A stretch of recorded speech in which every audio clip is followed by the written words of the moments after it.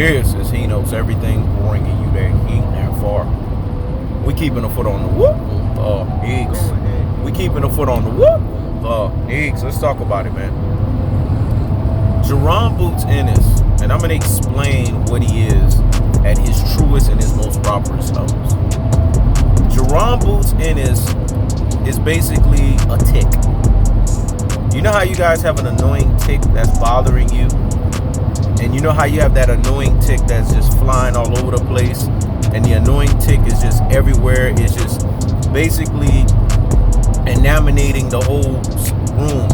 It's basically circulating the whole environment. And it's annoying as fuck. And you're trying to get rid of it.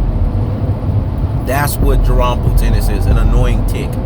Annoying ticks, they're in your face. They're giving you a similitude as if they are what they say that they are, but in their truest and their most properest levels, they're lacking the fullness thereof. I just saw a comment. That comment, not only one did it make me laugh, but it really showcased why there's too many boxing casuals that don't have room to talk boxing. This Rudy Poo and Plum Break, this classic dolt and troglodyte, this ultra fanboy with the ultra fanboy rhetoric said that Jaron Boots Ennis is a generational talent. You guys have to be very careful how you're preferencing people. Jaron Boots Ennis is not a generational talent.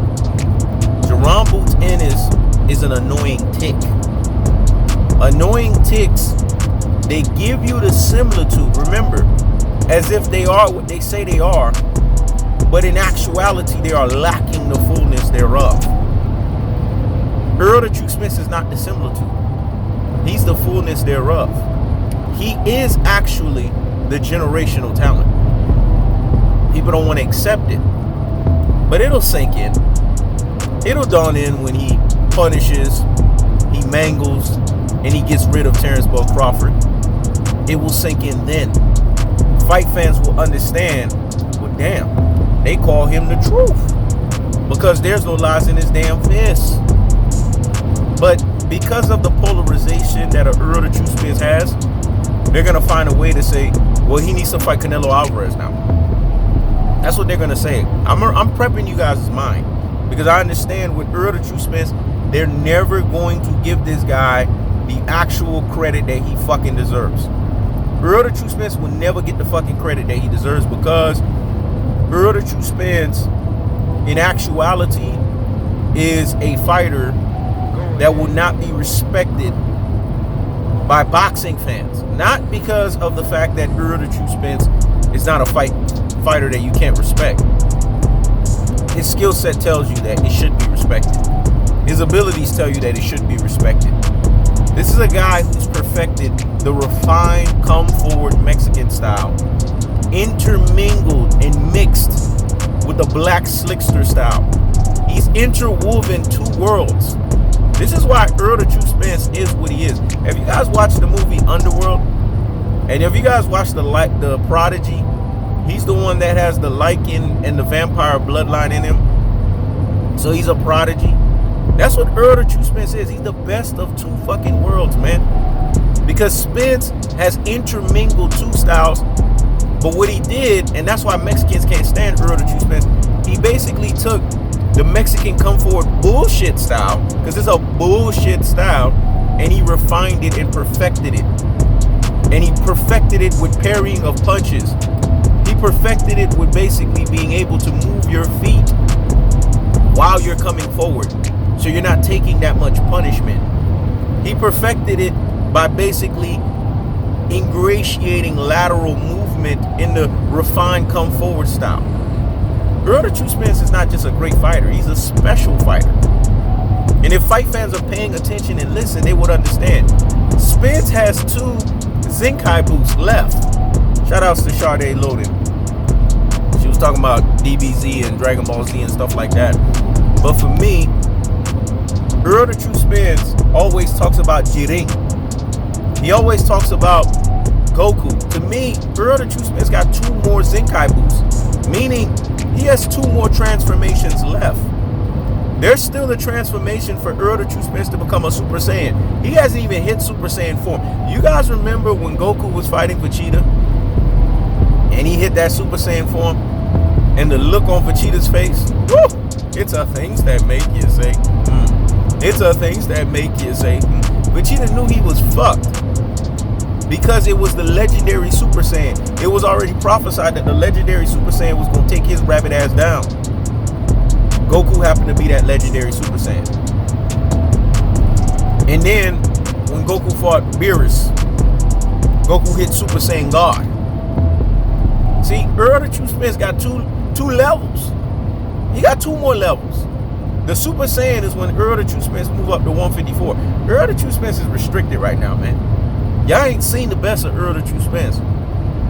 And this next from 31, I would say up until about 38, Errol the True Spence gonna go on a fucking tear, man. Because from 31 to about 34, I say 31 to 34, 31 to 34 and a half, this motherfucker is gonna move up to 154, and he's gonna dominate, man. But he's gonna stay at 154 not as long as he stayed at 147. Then he gonna move up to 160, man. I'm telling you. And he's gonna fucking dominate. Errol the True Spence's cap off is 168. And then when he hit that Super Saiyan God mode, he gonna hit up 168, man. Cinnamon Dust of a Horchata and Alvarez better be there. Is be there or be square? I know you guys heard the saying, be there or be square. He's going to find a way to stay at 175 at that time. Spence versus Alvarez more than likely won't happen because Alvarez is petrified and scared of elite black fighters. So that won't happen. Errol the True Spence has a perfected style of tactical aggression. Tactical aggression is basically when he comes forward in the refined Mexican come forward style, he's coming at you with tactics. That's why it's called tactical aggression. He's not just coming at you punching the wind.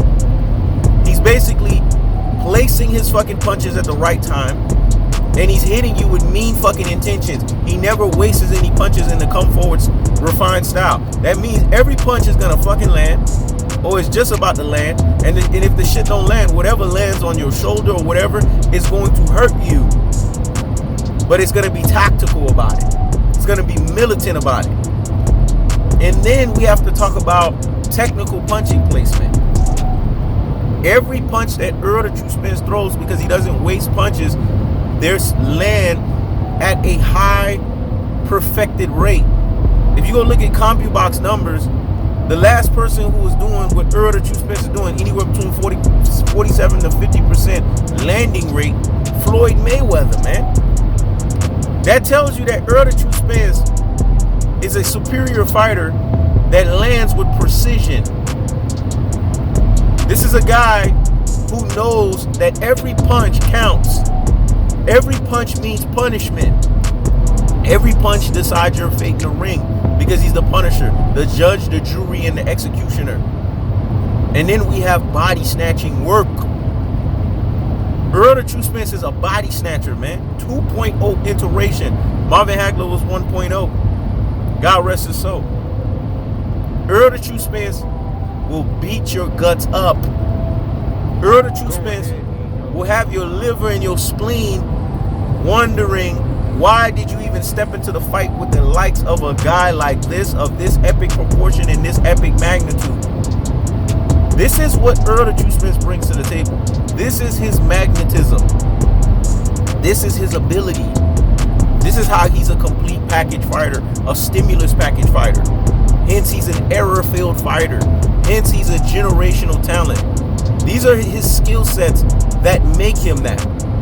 And then defensively, when people say Errol the True Spence don't got head and foot movement, go look at the Garcia fights.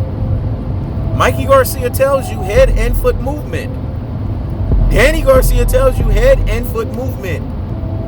He was out counter-punching Danny fucking Garcia, beating him at his own game, and making Danny Garcia look real fucking bad. He made Danny Garcia look slow.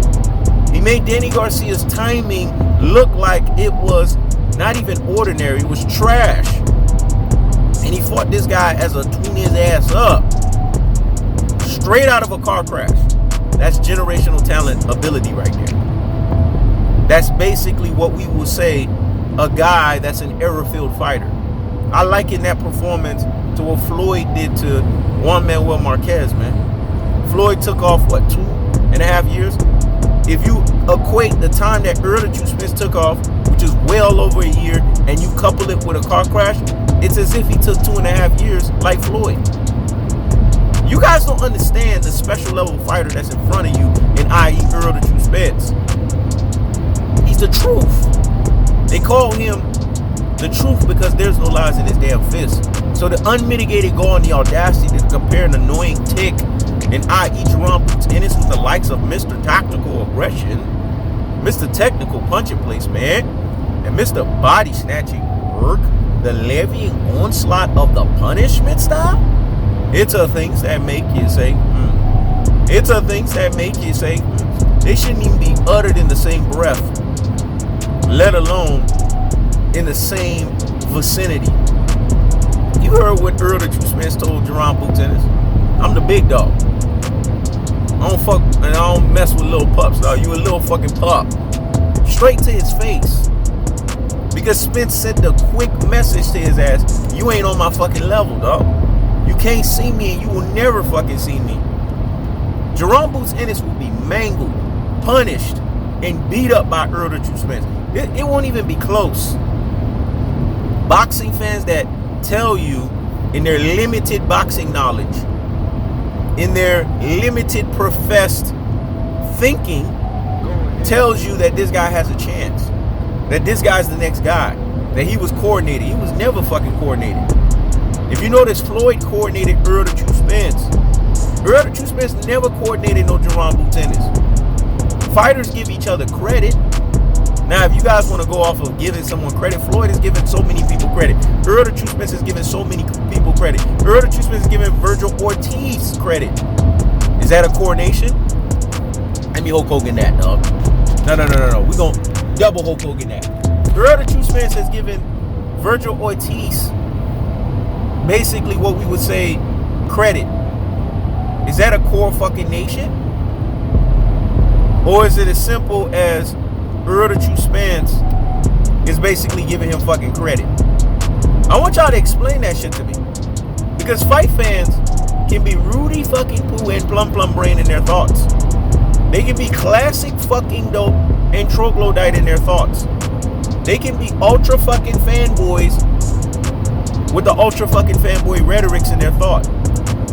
Because the reason why they keep picking somebody else, let's keep it a buck, it's the jealousy and the envy of Errol Spence. They don't like the fact that this guy came in right after Floyd and is an error-filled fighter and is dominating on epic proportions and epic magnitudes. And that he's special. And that he was able to cultivate a following even with the torn retina, even when he missed time with the car crash. This man is still as popular as he is as a fighter. This shit annoys boxing fans. Could you imagine if Canelo missed the time that Errol Spence missed and he's not constantly in your fucking face? People will forget about him. That's why Cinnamon Dust of Horchata and Alvarez is not special. He's easily forgotten. But not Errol Spence. And y'all have the rabid ass nerve, the unmitigated gall nerve to compare Jaron Ennis. Who the fuck is Jaron Ennis? This guy still got Virgil Ortiz problems. I don't know if he can definitively beat Virgil Ortiz, and I'm keeping it real. I'm calling a spade a spade. I'm keeping it a buck, and I'm keeping it 1,000. Because Virgil Ortiz got skills. And I don't say that about a lot of Mexican fucking fighters, but this motherfucker got skills. I don't know if he can fucking beat Gary Antoine Russell Jr. That motherfucker right there embarrassed his ass in the amateurs. They still got basically what we would say tethered up, unfinished fucking business. Now the amateurs is not the professionals. The professionals is just another level, it's another gamut. It's left to be seen what can be done between the both of them. And we know the Russells, they don't move in a way to where people are paying attention to them like that. So that affects basically Gary Antoine Russell in a lot of ways. But we got to be honest with ourselves, man. As fight fans, we have to tell the fucking truth. And you guys want to know what the truth is that we have to tell? In its most visceral form of cold-hearted, in its most visceral form of unadulterated, in its most visceral form of cutthroat truth-teller fashion, it's as simple as this. That Jaron Boots Ennis can't even tie Errol the True Spence shoes, let alone put the motherfuckers on. He's an annoying tick. Annoying ticks are what they are. Annoying ticks. He's not a generational talent. He's basically something you're trying to swat. That's the cold-hearted. That's the unadulterated. That's the cutthroat truth-teller fashion. When it's all said and done, there's only one generational talent, one special fighter, and one guy who's dominating boxing. And that's Errol the True Spence. That's the cold-hearted. That's the unadulterated. That's the cutthroat truth-teller fashion. I keeps the foot on the whoop. Diggs. I keeps the foot on the whoop. Diggs, he knows everything. Check it out.